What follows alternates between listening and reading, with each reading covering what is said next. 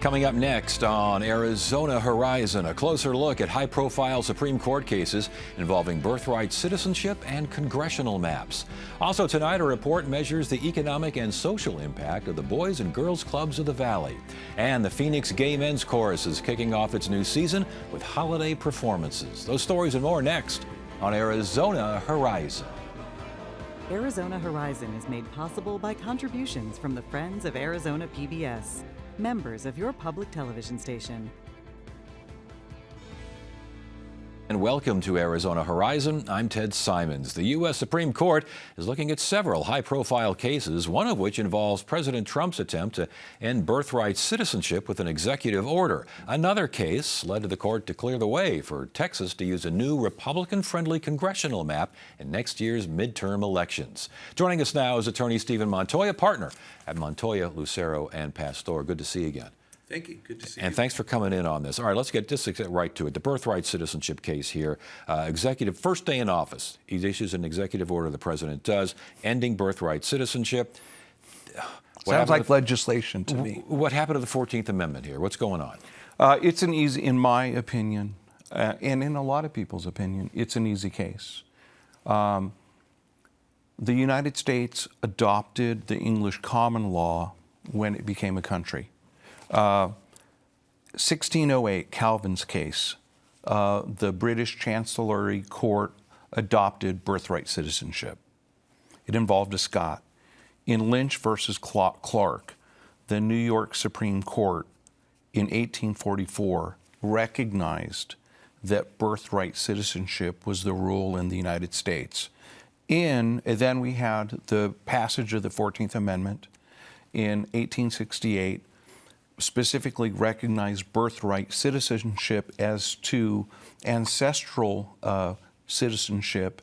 In the United States, if you're born in the United States, it doesn't matter where your ancestors, including your parents, were born, you are a citizen. In fact, a lot of people don't know this, but in the case of Hintopoulos versus Shaughnessy, a 1957 case, relatively recent, the United States Supreme Court considered two undocumented Greek workers and they wanted to stay in the United States. The claim they made was that their child was born in the United States and they wanted to raise the child there, and the court recognized the citizenship of the child, even though both of his parents were here illegally, but said, hey, you can't stay here because you've only been here 3 years. And your child can stay here, but you can't. So really the doctrine of birthright citizenship is well established in the United States in both the Nationality Act of 1940 and the Nationality Act of 1952. Congress passed laws recognizing birthright citizenship. So actually, Ted, this case is not a constitutional case. This case can be decided by two statutes that are still in force alone, and you're really supposed to not consider constitutional questions if you can resolve a case statutorily, and that's what I believe the court will do. And yet, the administration argues that this was entirely intended for the children of former slaves. This is what it goes back to. I think the quote now is, it's become pervasive with destructive consequences. Will that hold with the court? I don't think it will, because even if that were true, and it is not, in fact, if I've read I'm super interested in this topic. I've read the legislative history of the Congress that actually drafted the 14th Amendment, and they talked about gypsies. Well, under this law, gypsies are going to be citizens, and guess what? The other senators said, yeah, that's true, so what? They also talked about Chinese immigrants at the time, and they were acknowledged that their children would be citizens. But once again, notwithstanding what the language of the 14th Amendment says, these statutes have to be considered first. And they both acknowledge, and the statutory history is unequivocal, that the children of undocumented aliens will be citizens. And you mentioned that you think the Supreme Court will rule that the president's actions were unconstitutional. Well, no, I don't think they'll reach the constitutional question, because you don't reach constitutional questions if you can resolve the case based on statutes. Okay, they will resolve the case based on statutes, but it will go against the president's executive Yes. order. You think this court's going to do that? I do. I absolutely do. And I do think that the reason why they took the case is because it's an easy case, and they've ruled so many times in favor of Trump. They've taken this one to rule against him. But it's hard to even conservatives, many conservatives have come out against the executive order and in favor of birthright citizenship. Let's talk about another case here. These congressional maps in Texas redrawn by the Republican Party in time for the elections next year. The Supreme Court kind of cleared the way for those things to be effective for those elections next year. Yeah, it did, and it's very surprising and disheartening because a 3-judge panel of 1 appellate judge and 2 district court judges, all in Texas. The author, as you probably know, of the order was actually a Trump appointee who clerked for the Governor Abbott, very conservative, when Governor Abbott was a justice of the state Supreme Court in Texas. He's the one who authored the opinion. It was 160 pages, 9 days of trial testimony, 3,000 pages of exhibits, 24 hours of witness testimony. 23 trial witnesses. 2 federal judges ruled that it was a case of racial gerrymandering, and without any hearing over a holiday weekend, the Supreme Court reversed it without any reason, with very thin 5 paragraphs worth of reasoning. This was one of those shadow docket emergency kind of deals, wasn't it? It was the rocket docket. We see a lot of that in this court. Yes, and it's really disheartening to the lower court judges who spend days and weeks and months trying to resolve these cases, to be turned reversed by the Supreme Court in a weekend. Yeah, but we should also mention that this is, I think the argument was that Texas was too big of a deal for Texas to change everything around come the elections next year. But this could come back to the Supreme Court, could it not?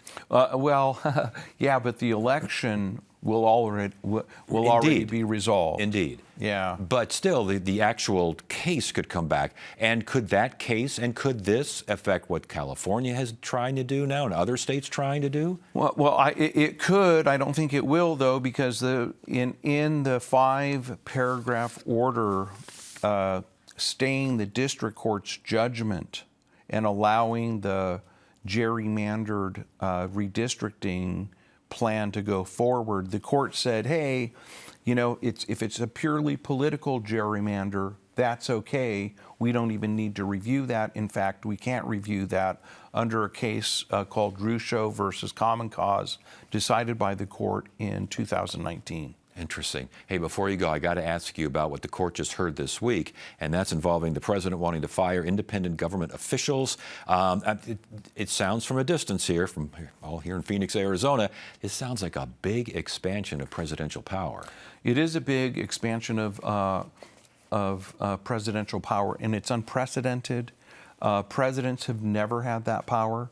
It's going to be reversing an opinion that's 90 years old, and it is really going to be disruptive to the nation, because then every president is going to be able to fire everybody, and we're going to have a whole new federal government with every election, arguably, and it's going to be very disruptive, to be sure, and it politicizes everything. For example, the Food and Drug Administration. Do we really want politicians to decide the safety of our medicines and food? I don't think so. And yet this involves the FTC, and yet it sounds as though they don't want this to also involve the Fed, because that's going maybe a little bit too. If it's going a little bit too far, then what kind of argument would you have for other agencies? Yeah, what is more important, the Fed or the Food and Drug Administration? I think they're both equally important, and I think both of them should not be politicized by the comings and goings of presidential politics. And yet the court will likely rule? that the president has the right to do that. It sounded like from the arguments, it sounded like they were very amenable to that. Yeah, I think it's going to be 6-3 again. All right, Stephen Montoya, again, lots of stuff going on with the Supreme Court. Always good to have you here. Thank you. Thank you, sir. I'm Chef Mark Tarbell. Welcome to Check Please Arizona, the show where Arizona residents recommend their favorite restaurants.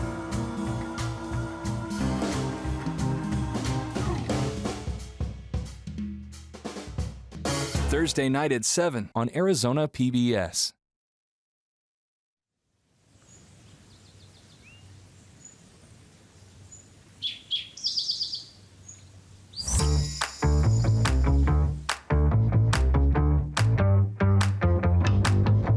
What's going on? I'm Isaac Ike Easley. Trail Mix starts right now.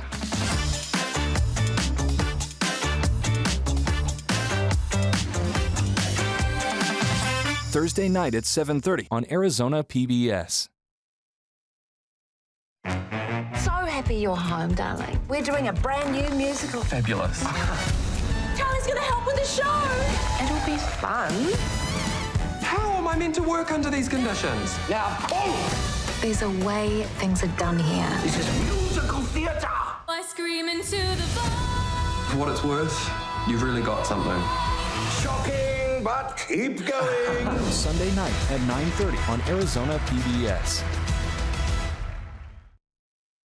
The Boys and Girls Clubs of the Valley are out with a new report on the organization's impact on youth and working families. The report finds, among other things, that club teens graduate from high school at higher than average rates. And to learn more, we welcome Marcia Mintz. She's president and CEO of the Boys and Girls Clubs of the Valley. Good to have you here. Thanks for joining us. Thanks so much for having me. The report was basically what? Just a socio-economic impact of the Boys and Girls Clubs on everything in the Valley, huh? Yeah, so every 2-3 years, we work with ASU's Seidman Research Institute to really ask the question and understand, what is our impact? Are we moving the needle on things here in the Valley, and what impact do we have on the state? And what'd you find out? Well, it was pretty impressive numbers. So we looked at everything that we're doing, all of our 4 core programs, and to cut to the chase, for every dollar invested in Boys and Girls Clubs of the Valley, it's a $14.79 return on that investment. And in total to the state, we're contributing about $400 million to the economy annually. You mentioned 4 core values here and 4 core programs. What's that all about? It's about academic success. It's about healthy lifestyles. It's about character and leadership. And it's also about life and workforce readiness. The academic success I noticed as well, the graduation rate, as we mentioned here earlier, but 95% of club teams are estimated to graduate from high school. That's a pretty good number. It's a really good number. Yeah. So in the districts that we serve, the high school graduation rate is about 85%, and our graduation rate came in at 10% higher. And what that really means economically is that's a $15 million lifetime earning increase for that 10% more that's graduating. Indeed. Why do you think that is? What goes on at the Boys and Girls Clubs that gets these kids perhaps having a faster, better track to graduate from high school? So I think people forget from the hours for 3 to 7 p.m., those are really the most critical hours for youth. And in fact, most of our club kids are in our clubs 100 hours more a year than they are in K through 12. So first of all, they're in a safe place after school. They have caring adults, mentors, but they have really high quality, evidence-based programs that we're doing from 3 to 7 p.m. Talk about some of those programs. So academic success, we're starting 3rd and 4th grade reading, helping them in fun ways, maybe not in the classroom, but maybe learning math in the gym, or maybe doing specialized reading programs. And that's an easy one, and that's obviously helping kids graduate and hit benchmarks. And the Whole Child Approach program, I read about that a little bit. Share, please. Sure. So when we talk about healthy lifestyles, people think of the gym and being physical, and of course we do that. Just being physical, we're reducing childhood obesity by 15%. So there's reasons to do that, but we were open during COVID, and we saw a very significant shift with our young people with their mental and behavioral health. And I don't mean to interrupt here, but Yeah. the behavioral health I find fascinating, because I think you have some folks from Teros Health that are in there as Exactly. well to help some of the kids who are maybe having some difficulties. Yep. So 3 years ago, we partnered with Teros Healthcare, and we said, what are we going to do to change this? So we have so many kids. We're serving over 20,000 kids a year. So we partner with them, and we do therapeutic-based activities. And what that means is it could be art therapy, but a child child doesn't know it's art therapy. It's emotional regulation, anger management. So over the last 3 years, we've reduced our incident reports, which is physical aggression, verbal issues, bullying, by 54% because we have a licensed behavioral health therapist that we call coaches, wellness coaches, in each club, and the outcomes have been absolutely remarkable. And as far as the benefits overall, again, this is what this report was looking at here. Just having, kids, more productive kids, kids better aligned with their mental and physical health, that makes a difference. It makes a huge difference, and I would say, especially right now, tweens and teens, all kids are not okay, but what's the danger? You've got social media, you've got a lot of external forces really leading to some bad behaviors, and when they're in the clubs, it's really incredible outcomes. We want to make sure all of our kids are having a pathway. What is their life and career readiness? Not everyone is going to go to school. We're going to help them if they want to, but we're really making sure kids starting at the age of 14 have a pathway through our AZ Youth Force program. Just last year, we put 250 teens through our program, and they earned almost $1 million in wages. My goodness, those are great numbers, but what are you hearing from the families? What are they telling you? So what's incredible is we serve 10,000 families in the Valley, and 93% of them said because of Boys and Girls Clubs, they're able to keep their job. But that's a $210 million impact to our Arizona economics every single year because parents can keep their job. And last question here, as far as aligning with schools and districts, and we don't want 3 o'clock kids. You don't want to have a whole different universe for these kids. How do you make sure everything kind of goes smoothly? So we really do this in partnership with our schools. As you know, Arizona has many school districts. So we have standalone clubs and we have school districts that bus kids to our clubs, but we also have clubs located within the school. So for families who can't have transportation, we're right there on the school campus offering our services. Very good. Marcia Mintz, Boys and Girls Clubs of the Valley. Congratulations on this. This is great news and it's good to have you here. Thank you so much. I'm Amna Nawaz. Tonight on the NewsHour, the U.S. seizes an oil tanker off the coast of Venezuela, escalating tensions in the region. That's coming up at 6 on Arizona PBS. Valley Leadership, an education advocacy group, is working with business leaders to help take on one of the state's biggest classroom challenges. Our Education Solutions reporter Roxanne De La Rosa has the story. So how many of you guys know what you want to be when you grow up? What do you want to be, Travis? An astronaut. What do you want to be? Valley Leadership is tackling the state's growing literacy gap in a really unique way. They are sending leaders in the community straight to the classrooms, volunteering for one of the toughest jobs around, being a teacher.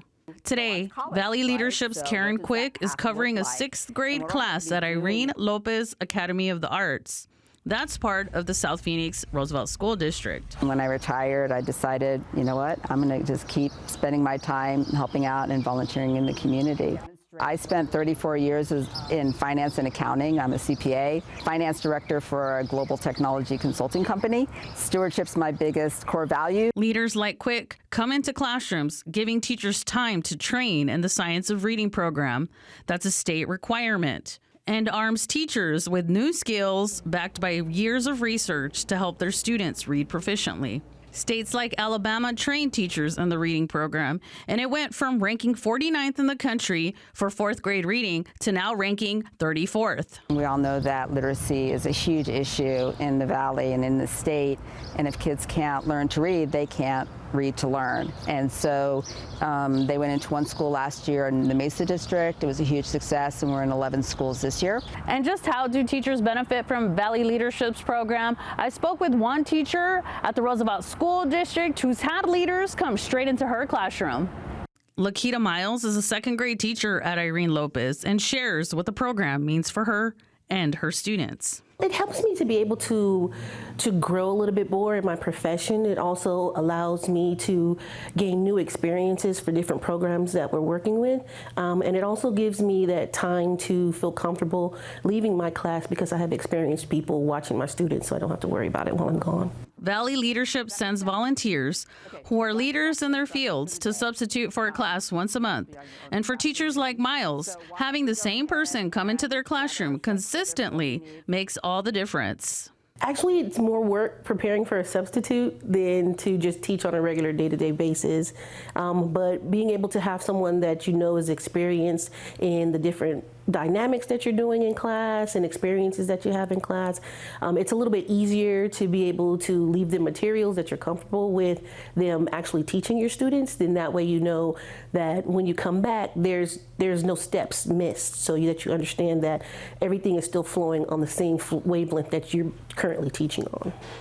Roosevelt School District Superintendent Dani Portillo says she's grateful for the partnership.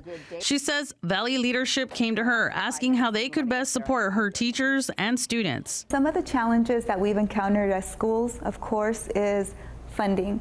So ensuring that we have the proper student and staff ratio, ensuring that we have time for our staff to be able to be compensated while they're getting training is something that is a huge challenge.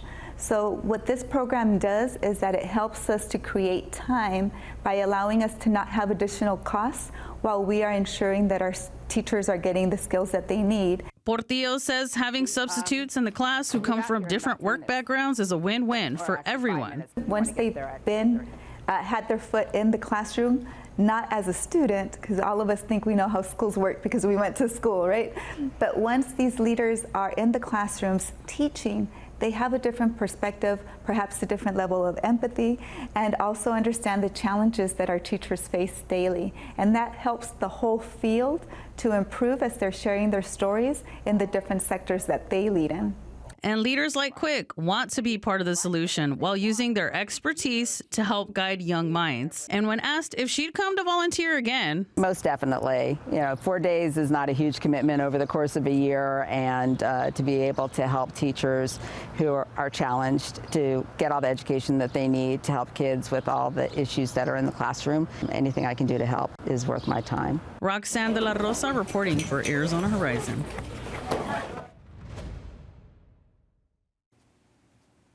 The Phoenix Gay Men's Chorus is set to present their holiday performance titled Let Your Spirit Sparkle. The performances are scheduled for the Orpheum Theater on December 13th at 9 p.m. and December 14th at 2 p.m. We're joined by Antonio Lozano, Artistic Director of the Phoenix Gay Men's Chorus. Good to have you here. Thank you for having us. Thanks for coming on in. Now, Absolutely. The holiday performance, you're letting your spirit sparkle. I'm letting my right spirit there. sparkle today, yes. Is that part of the deal? I mean, it is costumes are part of the deal, aren't they? I mean, what's a show without a costume? I mean, right?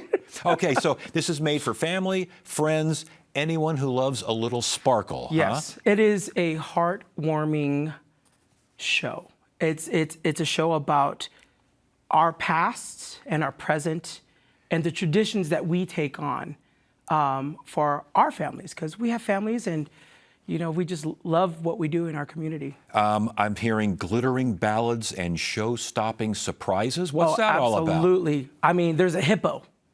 There's a hippo in the show. There's a hippo in the show? A big purple hippo. I got you. I mean, whoa. Yeah. I mean, literally. I guess if you're a purple hippo, you don't have to sparkle, do you? No, not as much. You're just kind of sparkling on your own. Absolutely. And basically, this is, as they say, a show chorus. It is a show chorus, yes. So we have a dance troupe. And they do incredible choreography. Yeah. And choreography, if you will, on both sides. Choreography. And yes, it's when we have 133 singers, and they all move in perfect sequence. Now that's the big chorus. Yes. There. You also have a smaller chorus, and we have some video of the smaller. I think from last year's Christmas show. Yes, Canyon Echoes. Yes. Let's go ahead and show that from last year. Sweet silver bells, all sing the same throw, caroling, Christmas is here, bringing a cheer to young and old, meek and the bold. Ding ding dong, that is the song, with joyful ring, all caroling, one seems to hear words like a cheer from everywhere, filling the air, all holding down, raising the sound, singing songs of good cheer. Christmas is here, merry, merry, merry, merry Christmas, merry, merry, merry, merry Christmas song. I got to tell you, Antonio, I mean, I know about the singing and the dancing and the performance, but when you have singing like that, that's wonderful stuff. This organization is filled with talented singers. And our youngest is about 22 years old. Our oldest is like 88. Holy smokes. So, and when I took over this course, there were 73 of us. I mean, and it started 35 years ago with like 16, and now we're up to 133 singers. Is there a way to make? I mean, if you want to grow, if a whole bunch of people want to join, do you grow, or do you have to start auditioning and making cuts? We have no cap. We have No no cap. cap because our organization believes that everybody is welcomed in the Phoenix Gay Men's Chorus. Let's talk about the history of the Gay Men's Chorus. Started in 1991 as a recital choir. A recital choir. Well, how did that work? They just got together. They decided to build a choir, and 16 voices got together, and they just got together and started singing and took any performance that they could take wherever they could go. And how many performances did they have? Probably about 3, 4. Yeah. Traditionally, what we do every year with our choruses that we have, and then from there, it just took off. And a lot of people sacrificed their time and money to make this organization go. And we should mention the Phoenix Gay Men's Chorus is also the idea of bringing attention to the queer community, correct? Correct. Explain that. Well, we are a pillar of strength in our community. We all come from different walks of life, and we firmly believe that we are a symbol of what our community is. And we stand for strength, dignity, and tradition. And how do you do that by way of art? How do you get that done? Without preaching, without telling, instructing, but singing and dancing. How do you do that? Every song has a story. Interesting. Every song has a meaning. Music is the most powerful thing in the world because music can move somebody's soul and spirit sitting in that seat. And we use that to get our message across, especially about strength and belonging. The current climate out there, a little rough these days. Absolutely. How's the chorus taking it? We take it day by day, but one thing we will never do is give up. We will always, always sing our song, okay, and stand for what we believe in. Yeah. And the bottom line is we deserve to be here. All right. The two shows are set, again, 13th at 9 p.m. and the 14th at 2 p.m. Saturday, December 13th, 7 p.m. 7 p.m. I'm sorry. Yes, that's okay. Yeah. And Sunday, the 14th, 2 p.m. For those who are worried, I don't know if I should send my kids to this thing. What do you tell them? Oh, please come. It is heartwarming. It is our story about family. We believe in family. And that's what our, I can't even think of the word. That's just what that's who we are. It's a community of family. It's our chosen family for some. And some of it's the only family we have. Yeah. Well, good luck on the performances this weekend. And thanks so much for stopping by. Thank you for having me. We appreciate it. Good to have you. Yes. And that is it for now. I'm Ted Simons. Thank you so much for joining us. You have a great evening.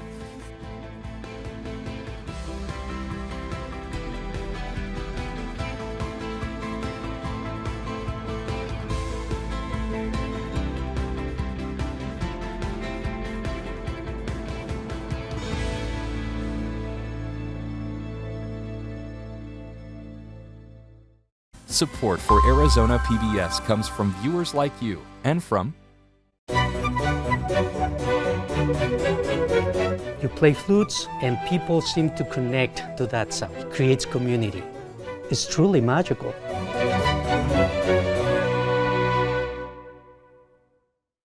Welcome to Friendship Village. Let me show you around. Wow! It's like a cruise ship on land. Do you like art? Music? Heated pool? Yoga? Pickleball? There are events and group outings for just about every interest. The food! There's so much to do here. Move it or lose it. Well, this is our stop. Let's keep going! Yeah! Hello, I'm Paula Kerger, president of PBS. I'd like to tell you about a terrific membership benefit called PBS Passport. With a qualifying donation, Passport